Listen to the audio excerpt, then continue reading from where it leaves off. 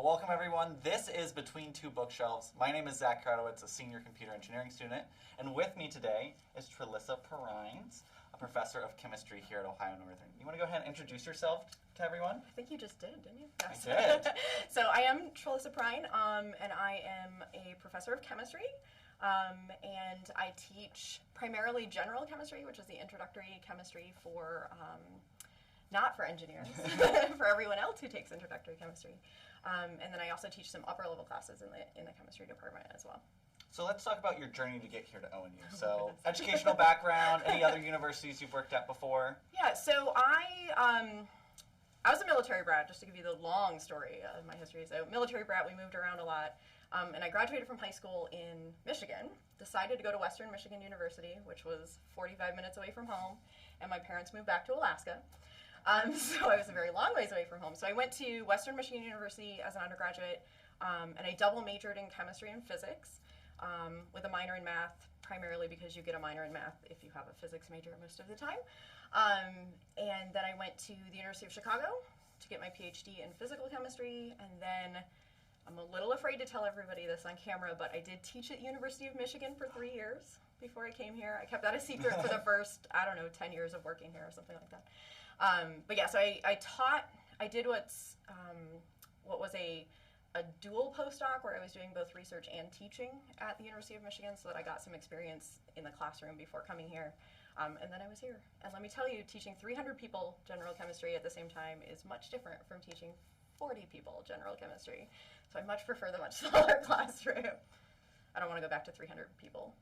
Classes. I agree with you there. Small class size is the way to go. Absolutely. So speaking of classes, especially, you've had that wide range now of a lot of different students that you've had.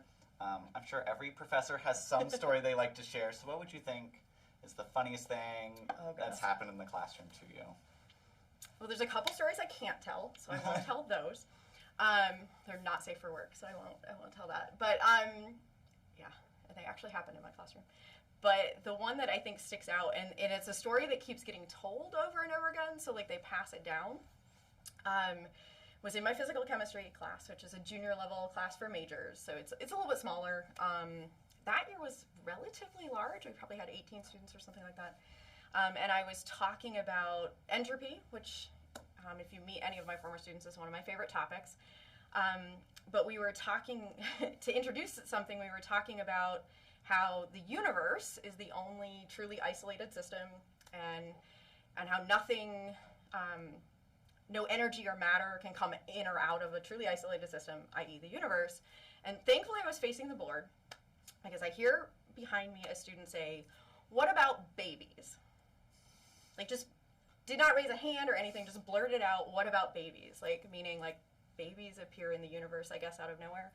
And I was so glad I was facing the board, because I had to gather myself for a second. And I gathered myself and I turned around and faced him. I said, "When a mommy and a daddy love each other very much," thankfully I just stopped there.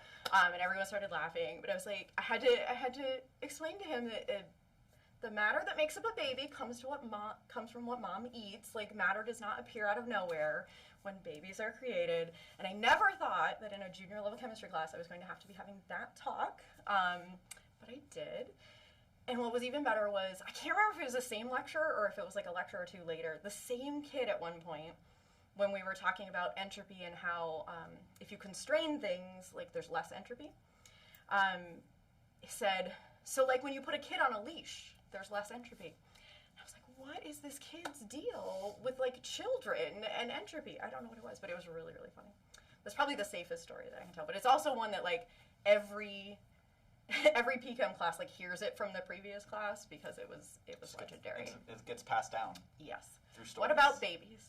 That's when chemistry becomes biology. Yeah, and I am as far from the biological end of chemistry as you can possibly get, which is what makes it even funnier, because they all know that. Because like I said, I double majored in physics and chemistry as an undergrad, and I do physical chemistry, and not only that, I do like quantum and computational chemistry, so I'm not even like in the laboratory doing things. I'm kind of as far away from biochem as you can possibly be and still be, a chemist. and that's a great segue right there. You're speaking that you're on the physical side of things. Yeah. So what about, do you do any research right now? Is there a specific area that you really find yourself in? Yeah, so So like I said, I am a computational chemist. So all of my research is done on computers. So my lab looks completely different from everybody else's lab on campus. It's basically just some computer screens. But we do molecular modeling, and so one of the nice things about it is it's very flexible, so I can kind of switch between projects pretty quickly if I need to, instead of buying a bunch of chemicals that I need to, build up and do something. But most of the systems that I look at have to do with molecular electronics. And so one of the projects that I worked on for a long time basically is looking at organic molecules that can be used in photovoltaic devices. So the solar cells that we have, like here on campus and stuff, those are all based on silicon technology. And there's a lot of interest in looking at making those out of organic chemistry or out of organic chemicals, primarily because there's a lot of flexibility in that, and you can change things really easily. You can also print them on flexible surfaces, which is really nice. There are some out there already in the industry that you can make umbrellas out of. So you've got this umbrella surface that is actually also a solar cell. But anyway, so the part that I look at is not the physical part, because I'm a computational chemist, but I do a lot of modeling of what different kinds of organic molecules would work well in those kinds of cells, because you need certain things. You need to be able to gather the light, absorb the light in the right frequencies. You need to be able to have electrons transfer through them and actually flow through them like they would a wire and things like that. And so I do a lot of modeling of that. And I've also looked at some other systems, but it's always about modeling the molecule so that we can tell something about the electronics and determine whether or not it would be good at something else. And so the nice thing about computational chemistry research is I can do hundreds of molecules in the time that somebody in a lab is doing 2 molecules or something like that.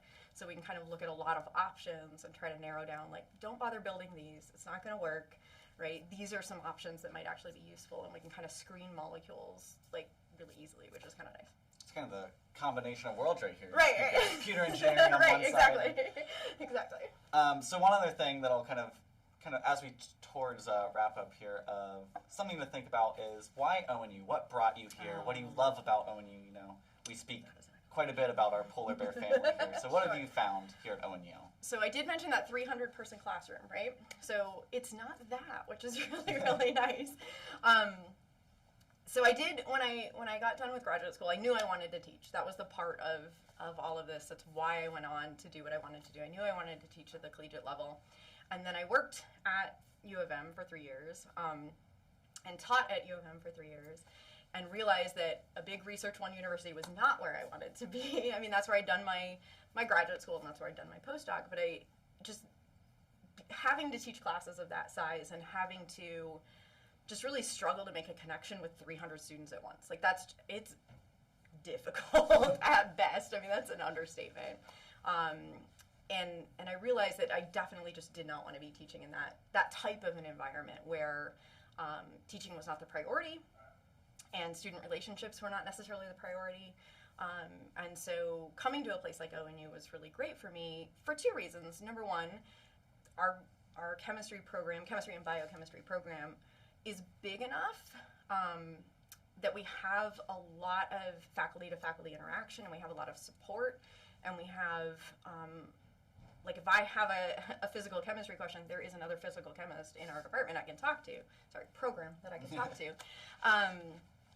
And we have that ability to sort of to be there for each other and to help with those things. But at the same time, I get to teach classes of 40 people where I can actually get to know all of my students, and I can have those faculty-student relationships that I think are the backbone of ONU, right? Is that ability to not just be talking to a wall of faces, right? But to actually have those faculty-student interactions and still have the opportunity to do research and to have stellar students who are really good in the research lab. I've had some of the most amazing students in my research lab, that have gone on to do really amazing things, because it's a great place that draws those kinds of students in, and I think it's a really good opportunity.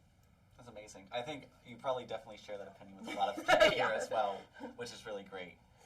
Well, Trilisa, I'd like to thank you for sharing a little bit about yourself today with everyone, and to thank you for everyone who watched today. We'll see you next time on Between Two Bookshelves.